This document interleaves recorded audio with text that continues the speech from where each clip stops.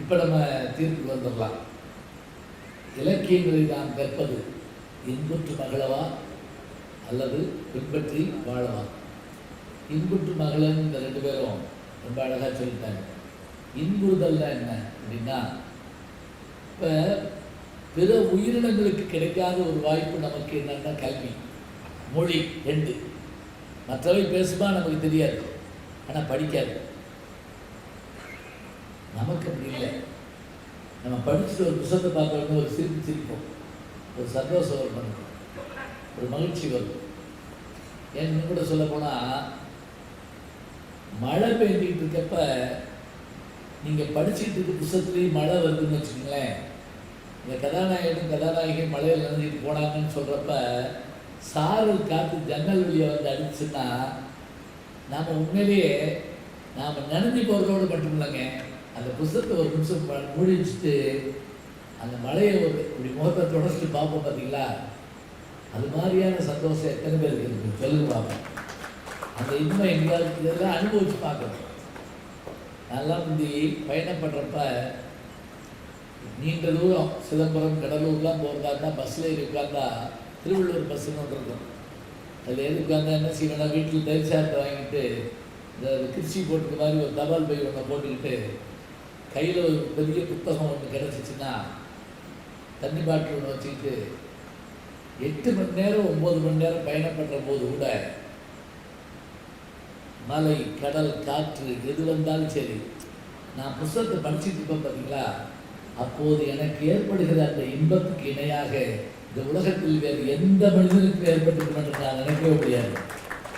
எனக்கு சந்தோஷமாக வந்தியத்தேவன் குதிரையில் போகிறாருன்னு சொன்னால், இரவு நேரத்தில் அந்த நட்சத்திரங்களை பார்த்து பாடுகிற அந்த பாட்டு எனக்கு சில நேரங்களில் பிடிச்சிருக்க முடியாது. என் மனசு துள்ளும். அப்படியே துள்ளாத மனமும் துள்ளும், சொல்லாத கதைகளும் சொல்லும். இதுதானே உண்மை. எம்ஜிஆர் படத்தை பார்க்குறப்ப நமக்கு ஏன் ஒரு உற்சாகம் வரும் தெரியுமா? ஒரு நிமிஷம் கூட சாதாரணமாக நிற்க மாட்டார். கல்வி காலை ஆட்டி அசைச்சு அப்படியே பாடுற போது நம்மளும் சேர்ந்துருவோம். அப்படியே மானம் பெரியது என்று வானம் மனிதர்களை மான் என்று சொன்னதில்லையா? தன்னை தானம் அறிந்து கொண்டு ஊருக்கு சொல்பவர்கள் தலைவர்களாவது இல்லையா? உன்னை அறிந்தால், நீ உன்னை அறிந்தால் உலகத்தில் போராள். நம்ம அப்படியே மாறிடுவோங்க. அதுக்குள்ள உள்ள போயிடுவோம். இன்பம் உடம்பு முழுவதும் ஏற்படுற மாதிரி இருக்கும். பாட்டை படிக்கிறப்ப, பாட்டை கேட்குறப்ப, ரசிக்கிற போது அத்தனை மகிழ்ச்சி ஏற்படும். எங்க புத்தகங்கிறது வெறும் காகிதம் தானேங்க, புத்தகங்கிறது வெறும் அச்சு தானே.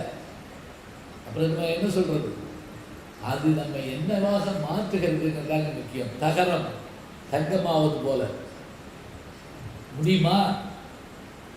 உலகத்தில் எதெல்லாம் செய்ய முடியாதுன்னு ஒரு பட்டியல் போட்டு முடியும்னு சொல்லக்கூடிய ஒருத்தர் யார் தெரியுங்களா? தாய்மான சுவாமிகள்.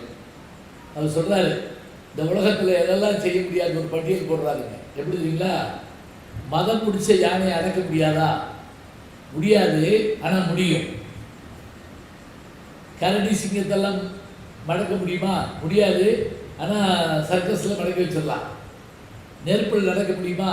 இப்படி கேட்டுக்கிட்ட எது முடியாதுன்னு கடைசியாக சொல்கிறாரு தெரியுமா? நம்ம மனசத்தான் அடக்க முடியாதுங்கிறாங்க.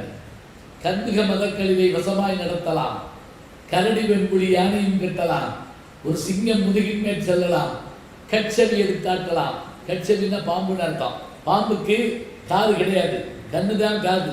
கட்சவி எடுத்தாட்டலாம், வெந்தலில் ரதம் வைத்து 5 லோகத்தையும் வேதித்து விட்டுலாம், விண்ணவர் ஏவல் செய்யலாம். இந்த வெந்தலில் ரதம் வைத்து 5 லோகத்தையும் வேதித்து விட்டுலாம் இருக்குல்ல, இதுதான் அல்கமி, ரசவாதம். தகரம் தங்கமா மாறுமா? நம்மளை மாற்றுறது அதுதாங்க. நமக்கு ஏற்படுற மகிழ்ச்சி. சில புத்தகத்தை படிச்சுட்டு நம்ம சிரிப்போம். பார்த்தீங்களா, சிரித்ததோடு மட்டும் இல்லை, அதை அடுத்த சொல்கிறப்ப நமக்கு ஏற்படுற சந்தோஷம் வந்து பாருங்க, ரெட்டிப்பு மகிழ்ச்சிங்க. அடேப்பா, ஒரு ஜோக்கை கேட்குறப்ப எவ்வளோ நல்லா இருக்கும். அதை சொல்லிட்டு அதை படிச்சுட்டு நாம் சிரித்ததோடு மட்டும் இல்லை, உடனே யாருக்காவது ஃபோன் போட்டு சொல்லுவோம் இல்லையா? அது மகிழ்ச்சியை பகிர்ந்து கொள்ளுதல் மாதிரி. தான் இன்புறுவது உலகு இன்புறக்கென்று காமொருவர் கற்றறிந்தார். அதுதானே வேணும். படிக்கிறப்ப நம்மளை அறியாமல் ஒரு சிரிப்பு, நம்மளை அறியாமல் ஒரு சந்தோஷம், நாம் காணாததை கண்டு மகிழ்வதை போன்ற ஒரு எண்ணம். பிற நாட்டு இலக்கியங்கள் படிக்கிறப்ப நான் ரஷ்யா போயிருந்தபோது பீட்டர்ஸ்பர்க், மாஸ்கோ, இந்த ரெண்டுலையும் நான் பயணப்படுறேன். எனக்கு அது புதுசு மாதிரியே தெரியவே இல்லைங்க. ஏன் தெரியுமா, நான் நிறைய மொழிபெயர்ப்பு ரஷ்ய நாவல்கள் படிப்பேன். என்சிபிஎஸ்சில் வெளியிடக்கூடிய நாவல்கள் நிறைய படித்து வச்சுருப்பேன். டால்ஸ்டாய் பண்ணைக்கு நான் போயிருந்த போது எனக்கு நான் பல வாரங்கள் அங்கே போனமா எனக்கு தோணுது. காரணம் என்ன அப்படின்னா, அந்த இடம் கிழவனும் கடவுள், C and the old man அப்படின்னு ஒரு நாவலை படிச்சுட்டு அந்த கதை எழுதின ஆசிரியர் வாழ்ந்த பகுதிக்கு நான் போனபோது எனக்கு அந்த கடலும் அந்த குடிசையும் அந்த கரையும் பழசா தெரிஞ்சது. என்ன காரணம் தெரியுமா, என்னை அவன் உள்ள புகுந்து எனக்குள்ள ஒரு ஓவியத்தை உருவாக்கிட்டு போயிட்டான். சமீபத்தில் காலச்சுவட நம்ம வந்து போட்டிருக்காங்க, படிச்சு பாருங்க. கடவுளும் கிழவனும் இது எதுக்கு சொல்றது தெரியுங்களா, அது படிக்கிறப்ப நம்ம பயணப்படுறது. கடலோடின்னு நரசையா எழுதுகிற புத்தகம். நீ கடலுக்குள்ள போக போக போக போக ஒரு குறிப்பிட்ட இடத்துக்கு மேலே வானமும் கடலும் ஒன்று சேர்ற மாதிரி தெரியுங்க. நடுராத்திரியில் திடீர்னு நெருப்பு புகை மாதிரி தோணுமா. அதை பார்த்து பல பேர் வாயு வழியாக ரத்தம் வந்து செத்து போவானா. கடைசி அது என்னன்னு கண்டுபிடிச்சாங்க தெரியுங்களா, அது நெருப்பே இல்லையா. மின்மினி பூச்சி போல கோடிக்கணக்கான பூச்சிகள் ஒரே நேரத்தில் அப்படி சுற்றி சுற்றி வருமா. இந்த பறவைகள் மொத்தமாக பறக்குது பார்த்தீங்களா, அது மாதிரியா. நமக்கு முதல்ல ஒன்று ஆச்சரியமாக தெரியும், அந்த ஆச்சரியம் விலகினோடனே நமக்கு விலகுதானா அப்படின்னு சிரிச்சிருவோம். அதுதான் உண்மை. அப்போ நம்ம படிக்கிற போது நமக்கு மனம் மகிழ்ந்து, மனம் நெகிழ்ந்து குறித்து வச்சுக்கிறோம். இது சொல்லணும், அதை அவங்ககிட்ட பேசணும். குடும்பத்தோடு உட்காந்து பேசிகிட்டு இருக்கப்ப ஒரு 2 ஜோக்காக சொல்லணும் போல நமக்கு தோணுச்சுன்னா அந்த இலக்கியங்கள் கை கொடுக்குது. வேற ஒன்றும் இல்லைங்க. எல்லா இலக்கியங்களும் எடுத்து பார்த்தீங்கன்னா கடுமையான நீதி தான் சொல்லியிருக்கோம், ஆனால் எளிமையான நல்ல பாடலும் இருக்கும். எப்படி காலமேகப்புலவர் பாட்டையோ நந்திக்கிழமுகத்தில் வரக்கூடிய சில பாட்டையோ நீங்கள் படிச்சிங்கன்னா போகிற போக்கில் ஜாலியாக சொல்லிட்டு போகிற மாதிரி இருக்கும். ஒரு பாட்டு சொல்கிறேன், அந்த காலத்தில் நல்ல ஞாபகம் தான். அந்த காலத்தில் கணவன் மனைவியை பிரிஞ்சு பரத்தையிட்ட போகிற வழக்கம் இருந்திருக்கு. உதாரணமாக சிலப்பதிகாரத்தில் கோவலன் கண்ணகியை பிரிஞ்சு மாதவிட்ட போனான். சரியா, போயிட்டு வர்றவனை குடும்பத்தில் ஏற்றுக்கிறவங்க செஞ்சிருக்கிறாங்க. அதுக்கு சிலப்பதிகாரம் தான் சான்று. சில நேரங்களில் என்ன நடக்கும், நந்திக்கிழமுகம் சொல்லுது. ஒருத்தர் போயிட்டு வந்துட்டான். போயிட்டு வந்தாங்க, வாசலில் வந்த உடனே அந்த மனைவி கோவம் தாங்க முடியல. நேற்று எங்கே போனேன் அப்படின்னு கேட்டான். எங்கே போனேன்னு எப்படி சொல்லுவேன், லூசு பார்த்து திருச்சிருக்கான். சரி, போனது தான் போனேன். அந்த பாட்டு பாடினியா அப்படின்னு கேட்டான். இவனுக்கு சந்தோஷம் தாங்கலை. நம்ம பாட்டை கேட்டுப்பா போட்டிருக்கு அப்படின்னு நினச்சி ஆமாம் அப்படின்னு இருக்காங்க. நினச்சேன் அப்படின்னு இருக்காங்க. என்ன நினச்சேன், ராத்திரி 12 மணிக்கு ஒரு சத்தம் கேட்டது. எங்கள் அம்மா சொன்னான், காட்டில் பேய் அழுதுன்னா. இந்த ஊரில் இருக்கவங்க எல்லாம் நரி ஊடையிடுந்தாங்க.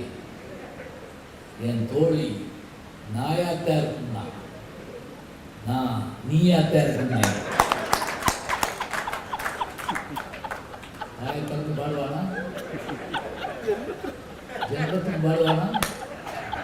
இதுக்கு மேலே கேவலமாக பேச முடியுமா? அப்புறம் அவன் செஞ்ச காரியத்துக்கு கலைமாமணி இருந்தா விடுவாங்க. ஈட்டு புகழ் நந்தி பாணனி எங்கே இருந்தன் வீட்டிலிருந்து பாட முடிவளவும். ஈட்டு புகழ் நந்தி பான நீ எங்கே இருக்கான்னு தெரியுமா? என் தங்கச்சி வீடு கொள்ளியாவிடா. உறவு முறை எப்படி சொல்றா பாருங்க. எங்கே இருந்தன் வீட்டிலிருந்து பாட முடிவளவும். காட்டிலும் பேய் என்றால் அன்னை, பிறர் நரி என்றால் தோழி, நாய் என்றால் நீ என்றேன் நான். போ முடிஞ்சு போச்சு. இது எழுதுறது எவ்வளோ ஆச்சுங்களா? 7ஆம் நூற்றாண்டு. பல்லவர் காலத்தில் முடியுது. 1400 வருஷம் கழிச்சு திருநெல்வேலியில் நைட்டு 11:30 மணிக்கு நான் சொல்லி நீங்கள் சிரிக்கிறீங்கன்னா இந்த இந்து தர்மா எத்தனையோ சொல்லலாம். உதாரணங்கள் சொல்கிறப்ப எளிமையான, இனிமையான, சந்தோஷமான அத்தனையும் படித்து பார்த்தோம்னா இதெல்லாம் தமிழ் இலக்கியத்தில் தான் இருக்கு. நான் இப்போ சொன்னதெல்லாம் இப்போ நீங்கள் தனியாக போய் தேடி இருக்க வேண்டாம், நம்முடைய இலக்கியங்களில் இருக்கு. சரி, அப்போ ஒவ்வொரு இலக்கியத்தை படிக்கிற போது நம்மளை வாய் விட்டு சிரிக்க வைக்குது, மனம் விட்டு நெகிழ வைக்குது, பிள்ளைக்கு சொல்லிக் கொடுக்க வைக்குது. இவ்வளவு பார்த்து வெறும் பழைய பாட்டு மட்டும் இல்லை, இன்னைக்கு இருக்கிற புது பாட்டு கூட இந்த சொல் விளையாட்டில் பிரபாதமாக சொல்கிறாங்க. செருப்பே இல்லாமல் புலவன் நடந்து போனான், அவன் காலடி ஓசை செப்பல் ஓசை அப்படின்னு ஒரு எழுதான். செப்பல் ஓசையா? செப்பல் ஓசை என்ன தெரியுமா? பாட்டுக்கு சொல்கிற போது ஒவ்வொரு ஓசை சொல்லுவோம்ல, அது செப்பல் ஓசை அப்படின்னா அது செப்பல்லாம் இல்லை, அது வந்து செப்பல் ஓசை. காலில் அவன் காலில் செருப்பு இல்லை, செப்பல் ஓசை. ஸ்லேடை சொல்கிற போது நயம் தெரியுதுங்க, அந்த நயத்தை பார்த்து நம்ம பறிச்சு மகிழணும். பிரபுலிங்கலிலே எழுதின சிவபிரகாஷ் சுவாமிகள் ஒரு இடத்துல எப்படி குறிப்பிடுறாரு தெரியுங்களா? ஊழல் வந்து நாங்கள் சொன்னாங்கல்ல, கடைசி பாட்டு ஊழல் சொல்கிறாங்கல்ல, கணவன் மனைவி சண்டை வந்து அதில் கணவன் சில நேரங்களில் இறங்கி முஞ்சில் போனால் வணக்கம் சொல்லி காலில் விழுந்து சோறுமானே காலில் விழுந்தாராங்க. இந்த பாட்டு நீங்கள் கேள்விப்பட்டு மாட்டீங்க. சோறுமானே பார்வதி காலில் விழுந்தாராம். விழுந்த உடனே அந்த அம்மாவுக்கு சந்தோஷம் தாங்க முடியல. ஏன் சொல்லுங்க பார்ப்போம். இந்த உலகத்தையே கட்டிக்காக்கக்கூடிய புருஷன் காலில் விழுந்தானா? இல்லை. அவர் விழுந்தப்ப சக்கலாத்தியாகி அந்த கங்கையும் சேர்ந்து விழுந்தாளா, அதனால திருச்சி அவருக்கு சந்தோஷமா. இப்படி ஒரு புலவன் கற்பனை பண்றான்னு சொன்னா, கற்பனை களஞ்சியம், கலைமகள் இருப்பிடம், கவிமாறி பொழியும் மேகம், சொல் விற்பன விலகி மதுரை களஞ்சியம், தோன்று கற்பூர தீபம், இத்தனையும் கொண்டவன் அந்த புலவன். காவடி சென்று சொன்னாரே, அது யாருக்காக எழுதப்பட்டது தெரியுங்களா?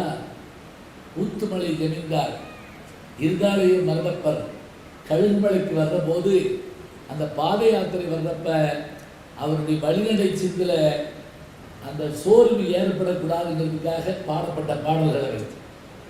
என்ன கஷ்டம் தெரியுங்களா? 26 வயசுல இறந்து போயிட்டாங்க அந்த மனுஷன். 26 வயசு, 29 வயசுல இறந்து போயிட்டாரு. யாரு? நம்முடைய பட்டுக்கோட்டை கல்யாண சுந்தரம். என்னுடைய நண்பர் ஒரு கவிஞர், அவருக்கு பிறந்தநாள் விழா கொண்டாடினோம். 39வது பிறந்தநாள் விழா தஞ்சாவூரில் இருந்தது. பாராட்டு கூட்டம் மேடையெல்லாம் ஆள் உட்காந்துருக்காங்க. அப்போ ஒருத்தர் வந்து பாராட்டினது என்னால் மறக்கவே முடியாது. அவர் வந்தோடனே மைக்க பிடிச்சார். கவிஞருக்கு 39 வயது. இந்த வயதில் தான் பாரதி செத்தார், இந்த வயதில் தான் விவேகானந்தர் செத்தார். ஆனால் அப்படின்னாங்க. ஆனால் வந்து கவிஞருக்கு இதே நின்று போச்சு. ஆனால் என்ன அர்த்தம்? நீ இன்னும் உயிரோடு இருக்கேன்னு அர்த்தமா? ஆனால் நீங்கள் நன்றாக வாழ வேண்டும் அப்படியே சொல்லுவாங்க. ஆனால் வந்து நெகட்டிவான இடத்துல தாங்க போடுவோம். எப்போ போடணும்னு தெரிஞ்சு வச்சுக்கோங்க. என் நண்பர் நல்லவர், உத்தமர், இனியவர். ஆனால் அப்படின்னா என்ன அர்த்தம்? முடிச்ச வைக்கின்னு அர்த்தம். தற்காலத்தில் கவிதைகளில் எத்தனை சிந்தனைகள், எத்தனை வார்த்தைகள், இலக்கியங்களை படிக்கிறப்ப எத்தனை இன்புறுதல். உயிர் மகிழ்ந்து காட்டியே, உடல் மகிழ்வது வேற. கிச்சு கிச்சு காட்டினா குழந்தை எவ்வளோ நெளியும், அது மாதிரி நம்முடைய உயிருக்கு அத்தனை மகிழ்ச்சி ஏற்படும். அப்போ ஒவ்வொன்றையும் படிக்கிற போது அதில் காணப்படுகின்ற பொருளை நான் நினைத்து பார்த்தால் எப்படி இருக்கும்? ராமன் குகனுடைய படகுல அப்படி காலை எடுத்து வச்சானா, வச்ச உடனே குகன் அப்படி கூப்பிட்டுருக்கான், என்னன்னு கொஞ்சம் பார்த்து மிதிங்கன்னு இருக்கான். ஏன் அப்படின்னா, உங்கள் கால் பட்டா கல்லெல்லாம் பெண்ணா மாறும்னு கேள்விப்பட்டிருக்காங்க. படகை பெண்ணா மாற்றி விட்டுருக்கீங்கன்னா என் குழம்பு கெட்டு போகும். அந்த ராமாயணத்தினுடைய முன்கதை தெரிஞ்சால் தான் நம்ம சிரிக்க முடியும். அப்போ தான் அதனுடைய பொருள் நமக்கு தெரியும். படித்து படித்து பார்க்கணும். என்ன அழகாக சொன்னால், ராமன் சந்தோஷமாக பேசின இடம் எழுதுறீங்களா, சிரிச்சு சிரிச்சு பேசுகிறது சூர்பனகை எடுத்தாங்க. சூர்பனகை அழகான பெண் மாதிரி வர்றா, 2 பேரும் பேசிக்கிட்டு இருக்காங்க. அந்நேரம் பார்த்து சீதை வந்துடுறா. எப்போவுமே அது நடக்கும். ஒருத்தன் கல்யாண வீட்டில் போய் ஒரு அழகான பெண்ணை பார்த்து சொன்னானா, ஒரு 10 நிமிஷம் என் கூட பேச முடியுமா அப்படின்னுக்கா. ஏன் அப்படின்னு கேட்டா, என் பொண்டாட்டியை காணோம். அதுக்கு இருக்கு என்ன சம்பந்தம்? நான் எந்த அழகான பெண்ணோட பேசினாலும் என் பொண்டாட்டி எங்கே இருந்தாலும் வந்துடுவா. சொல்லிட்டு போய் என்னங்க அப்படின்னு வந்துட்டாங்க. போயிட்டாங்க. நன்றி. அந்நேரம் சீதை வந்துடுறாங்க. வந்து ராமன் தோல்ல கை போட்டு, சுவாமி இவள் யார் அப்படின்னு கேட்குறாங்க. ரொம்ப ஆச்சரியமாக இருக்கக்கூடிய இடங்கள்ல வந்து இலக்கியங்கள்லையும் மற்றதுலையும் படித்து பார்த்தீங்கன்னா அவ்வளோ நல்லா இருக்குங்க. நிறைய சொல்லலாம். நேற்று கூட உங்கள்கிட்ட சொல்லிட்டு இருந்தேன். பாரதியாருடைய சின்ன சக்கரன் கதை படித்து பாருங்க. வாய் கிழிஞ்சு போகிற மாதிரி சிரிக்கலாம். இன்புற்று அதுக்குள்ள வேறு விஷயங்கள் இருக்கு. இன்புற்று மகள் அத்தனை விஷயம் இருக்கு. அப்போ இலக்கியங்களை நாம் படிக்கிற போது உயிர் நெகிழ்கிறது என்றால் இன்புற்று மகள்தான் என்று சொன்னால் இல்லை முடிக்கல உடனே எடுத்து வேட்டியை மடிச்சு கட்டிட்டு அந்த கவலை வாங்கி ஒரு பைக்கில் வச்சுக்கிட்டு சின்னத்துக்கு மூஞ்சியில் முடிக்காத மாதிரி அப்படி கிளம்பிடுது. கொஞ்ச நேரம் இருக்க முடிக்கல நீங்கள் வந்து 2 பேர் பாடிக்கிறாங்கன்னா இன்பற்றி வாழன்னா என்ன? இவங்க கேட்ட கேள்வி எல்லாராலையும் முடியுமா? எல்லாராலையும் முடியாது. தெரியும் தான். நல்லார் ஒருவர் உளரேல் அவர் பொறுத்து எல்லாருக்கும் பெய்யும் மழை. அதான உண்மை. என்னது திருக்குறள் இல்லை, ஞாபகம் வச்சுக்கோங்க. ஔவையாருடைய பாட்டு. நெல்லு கிடைத்த நீர் வாய்க்கால் வழியோடு புழுக்கு வாங்கிய புசியுமா தொல்லுலகில் நல்லார் ஒருவர் உளரேல் அவர் பொருட்டு எல்லாருக்கும் பெய்யும் மழை. ஒருத்தன் இருந்தா போதும். ஒரு காந்தி தானங்க, ஒரு நேரு, ஒரு சூரியன், ஒரு சந்திரன். அதுபோல ஒருத்தன் இருந்தா போதும், ஒரு நாடு முன்னேறும். அந்த ஒருத்தனுக்காகத்தாங்க அத்தனை. பஸ்ஸில் பயணப்பட்டு இருக்கோம். திடீர்னு ஒருத்தர் வந்து ரோட்டில் விழுந்துட்டாங்க. சரக்குன்னு பஸ் நிற்கிது. உடனே அத்தனை பேரும் ஒரு முட்டு முட்டிட்டு இதை எட்டி பார்த்துட்டு என்ன சொல்லுவோம் தெரியுமா? போச்சு, படம் போட்டு வாங்கி லாரியில் போய் விழுக வேண்டியதானே. இதுலேயே விழுந்தேன். அதில் சில பேர் இறங்கி போய் அவனை பண்ணிட்டு பார்த்து நல்ல வேலை என் சொந்தக்காரர் இல்லை. இன்னும் சில பேர் இவன் ஏற்கனவே சாக வேண்டியவனியா. இதுக்கு நடுவில் ஒருத்தர் மட்டும் இறங்கி ஓடி அவனை தூக்கி ஆட்டோலையே ரிக்ஷாலேயே போட்டுக்கிட்டு ஹாஸ்பிட்டலில் கொண்டு போய் சேர்த்து முடிஞ்சால் ரத்தம் கொடுத்து அந்த ஃபோன் நம்பரை வாங்கி அந்த வீட்டுக்கு பேசி அம்மா ஒன்றும் இல்லை பயப்படாதீங்கன்னு சொல்லி அவங்க வர்ற வரைக்கும் உட்கார்ந்துருந்து அந்த ஃபோனை கையில் கொடுத்துட்டு பார்த்துக்கணுமான்னு சொல்லிட்டு போகிறாங்க இல்லையா. அந்த ஒரு மனிதனால் மட்டுமே இந்த உலகம் இன்றைக்கும் இருக்கிறது என்று யார் சொல்றார்? திருவள்ளுவர் சொல்றார். பண்புடையார் பட்டுண்டு உலகம் அது இன்றேல் மண்புக்கு மாய்வது மண். அந்த ஒருத்தர் இல்லைன்னா இந்த உலகம் இல்லாமல் போயிடும். அவர் இல்லைன்னா இந்த உலகம் போயிடுமோ? போயிடும். மறந்துடக்கூடாது. இலக்கியம் படிக்கிறது இருக்கு. நீங்கள் நினைக்கிற மாதிரி மார்க்குக்கு, மதிப்பெண்ணுக்கு, வாழ்க்கைக்கு, சம்பாத்தியத்துக்கா கிடையாதுங்க. மன கஷ்டம் ஏற்படுறப்ப இலக்கியமாக நம்ம கை விடுக்கிறது. மகாபாரதத்தில் காட்டில் உட்கார்ந்து எல்லாத்தையும் இழந்த தர்மன் கண்ணீர் விட்டு கலங்குறாங்க. சார், நான் செஞ்ச ஒரு தப்புனால என் தப்பிமாரெல்லாம் கஷ்டப்படுறாங்க. நாட்டை இழந்தேன், வீட்டை இழந்தேன், மாடிலிருந்து விட்டான் தர்மன் மந்தை மந்தையாக, ஆடிலிருந்து விட்டான் தர்மன் ஆளிழந்து விட்டான். கோயில் பூசை செய்வோர் சிலையை கொண்டு விட்டது போலும், வாயில் காத்து நிற்போர் வீட்டை வைத்திருத்தல் போலும், ஆயிரங்களான நீதி அவை உணர்ந்த தர்மன் தேயம் வைத்திருந்தான் சீச்சி சிறிய செய்தான். நாட்டு மாந்தரெல்லாம் தம்போல் நரர்கள் என்று கருந்தார். ஆட்டு மந்தையாம் என்று உலகை அரசர் எண்ணிவிட்டார். காட்டு உண்மை நூல்கள் பலதாம் காட்டினார்களேனும் நாட்டு ராஜ நீதி மனிதன் நன்கு செய்யவில்லை. ஓரம் செய்திடாமே உலக துயிர்கள் கொண்டிடாமே, சோரம் செய்திடாமே பிறரை துயில் ஆழ்த்திடாமே. ஊரையாள முறைமை உலகில் ஒருவிடத்தும் இல்லை. சாரமற்ற வார்த்தை மேலே சரி சொல்லுகின்றான். பாரதி பாட்டுங்க, பாஞ்சாலி சபதம். தர்மம் கண்ணீர் விடுறாங்க. அப்போ வியாசர் தோன்றி தர்மனை சொல்றாரு, எப்பா கவலைப்படாத, வருத்தப்படாத, உன்னுடைய முன்னோர்களையும் இந்த மாதிரி சில பேர் சூதாடி தோற்றுருக்காங்க. யார் தெரியுமா? நலன் கதை சொல்றாங்க. வியாசர் தருமனுக்கு சொன்ன நலன் கதை தான் நைடவன் வடமொழியில். தமிழ் மொழியில் நலவன்பா யார் எழுதுனா? புகழேந்தி புலவர் எழுதுது. ஒரு ஆறுதல் சொல்வதற்கு இலக்கியங்கள் வேண்டும். அந்த ஆறுதல் சாதாரணமாக இருக்கக்கூடாது. நான் ஏற்கனவே சொல்லியிருந்தால் திரும்ப சொல்கிறேன். அமெரிக்காவில் பேசி முடிச்சுட்டு வீட்டுக்கு போயிட முடியாது, கேள்வி கேட்பாங்க, பதில் சொல்லணும். அதில் ஒருத்தர் வந்து கேள்வி கேட்டாங்க. இப்போ கேட்ட மாதிரி இலக்கியெல்லாம் படித்து என்ன செய்ய போகிறோம், புராணங்கள்லாம் படித்து என்ன செய்ய போகிறோம், பில்கேட்ஸ் கம்பெனியில் வேலை கிடச்சிருமா, எதுக்கு இலக்கியம் படிக்கிறோம்? அப்போ இதுக்கு நான் பதில் சொல்லணும். நான் என்ன பதில் சொல்ல தெரியுமா? ஒரே ஒரு உதாரணம் சொன்னேன். எங்கள் ஊருக்கு பக்கத்தில் ஒரு கிராமம், 40 வருஷத்துக்கு முன்ன நான் சொல்கிற விஷயம். மிகப்பெரிய பண்ணையார், கோடிக்கணக்கில் சொத்து, ஆயிரக்கணக்கில் நிலம், 4 காரு. அந்த காலத்தில் 40 வருஷத்துக்கு முதல்ல 4 காரு, 2 பையங்க, 2 பேரும் டாக்டர், 3 பொண்ணு. அதில் அந்த 2 பையங்களுடைய மனைவிகளும் டாக்டர். 2 பெண்ணும் கல்யாணம் ஆயிடுச்சு, ஒரு பெண்ணு கல்யாணம் ஆகலை. அந்த பெண்ணுக்கு ஏன் ஆகலைன்னா உடல்நல குறைபாடு. இந்த குறைபாடு வந்திருக்கப்ப ஒரு நாள் திடீர்னு ஃபிட்ஸ் வந்துருச்சுங்க, கை கால் எழுந்துருச்சு.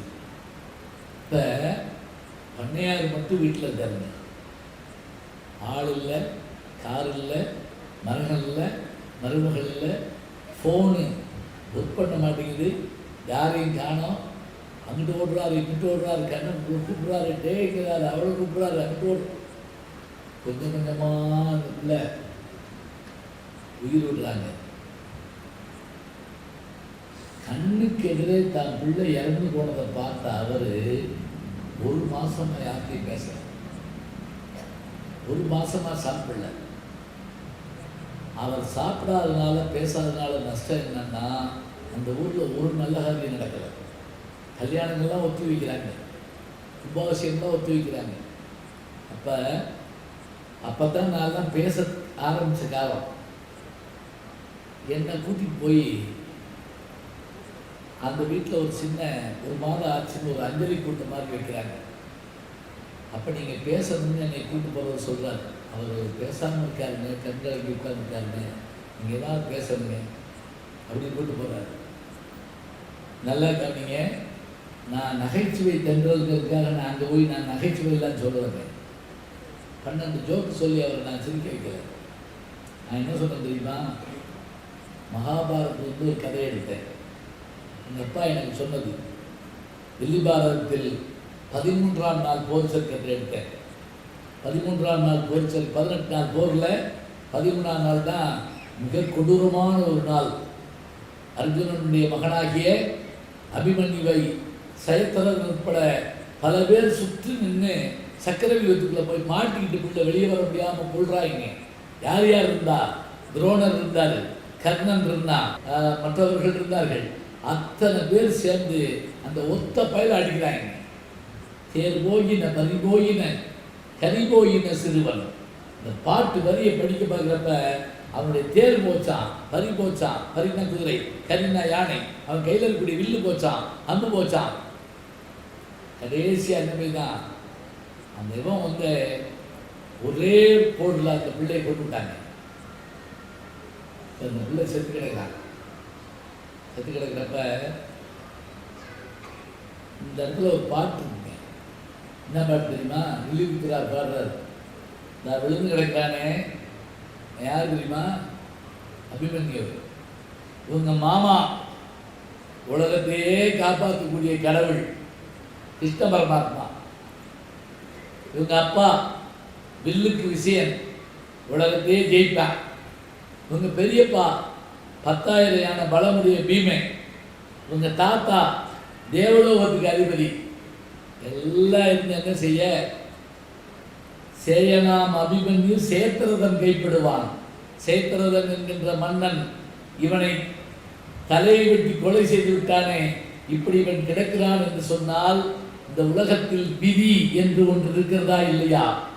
மாயனாம் திருமாமன், தனஞ்சயனாம் திருத்தாதை, வானோர்க்கெல்லாம் நாயனாம் பிதாமகன், மற்றும் ஒரு கோடி நண்பர்கள் அன்பாய் வந்தும் சேயனாம் அபிமன்யு சேத்திரதன் கைப்படுவான் செயற்கை வெவ்வேறு ஆயனால் அபிநயை வெல்லும் வகை யார் வல்லாரோன்னு இந்த பாட்டை முடிக்கிறான்னு சொல்லிட்டு தான் அந்த பாட்டை சொல்லிட்டு, கடவுளே மாமனாக இருந்தும் வில்லாளியாக அர்ஜுனன் தந்தையாக இருந்தும் இந்திரன் பாட்டனாராக இருந்தும் கூட அபிமன்யுடைய மரணத்தை தடுக்க முடியவில்லை என்றால் இந்த உலகத்தில் விதி என்று ஒன்று இருக்கிறது என்று வில்லிபாரதம் சொல்லுகிறதுன்னு நான் பேசி முடிச்சேங்க. எந்திரிச்சு வந்து அந்த உட்கார்ந்துருந்த பெரிய மனுஷன் எந்திரிச்சு வந்து என் கையை பிடிச்சிட்டு தேம்பி தேம்பி தேம்பி தேம்பி அழுத்தாங்க. எனக்கு சின்ன வயசு, அவருக்கு 60 வயசுக்கு 80 வயசுக்கு மேலே. அழுதுகிட்டே இருக்கார். அப்படியே 1.5 மாதம் அழுக சேர்த்து வருது. அழுதுக்கு தொடர்ந்து சொல்ல ஆரம்பித்தார். யார் நான் என்ன நினச்சேன், என்கிட்ட சொத்து இருக்குது, எங்கள் வீட்டில் 4 டாக்டர் இருக்காங்க, எங்கள் வீட்டில் 6 கார் இருக்குது, 50 ஆள் இருக்கான், என் பிள்ளையை காப்பாற்ற முடியும்னு நினச்சேன். ஆனால் இதெல்லாம் இருந்து முடியலேங்கிறப்ப நான் வருத்தப்பட்டேன். இப்போ நீங்கள் சொன்ன பாட்டை நான் கேட்டேன்.